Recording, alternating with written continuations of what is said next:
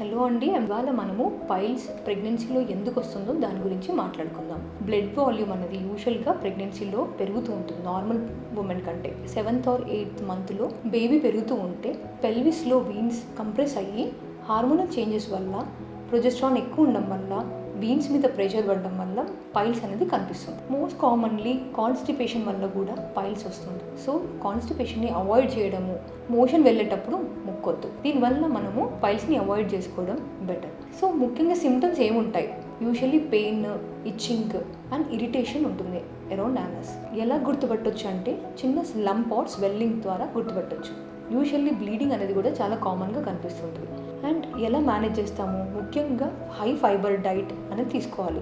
Fruits, vegetables కానీ whole grains like oats, high fibre diet తీసుకోవడం వల్ల కాన్స్టిపేషన్ని క్యూర్ చేసుకోవచ్చు. వాటర్ అనేది 3 to 4 లీటర్స్ అనేది తాగడం ప్రెగ్నెన్సీలో చాలా ఇంపార్టెంట్. అండ్ ఎప్పుడైనా టాయిలెట్కి వెళ్ళినప్పుడు ఫోన్ చూసుకుంటూ ముక్కొద్దు.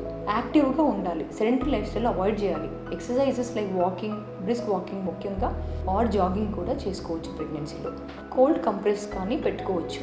స్వెల్లింగ్ అనేది తగ్గుతుంది. సిట్స్ బాత్ అంటే యూజువల్గా రికమెండ్ చేస్తాము. ఆయింట్మెంట్స్ ముఖ్యంగా మీ గైనకాలజిస్ట్ ఎవరైనా రికమెండ్ చేస్తే డెఫినెట్గా యూజ్ చేసుకోవాలి. దీనివల్ల తొందరగా తగ్గిపోతుంటుంది.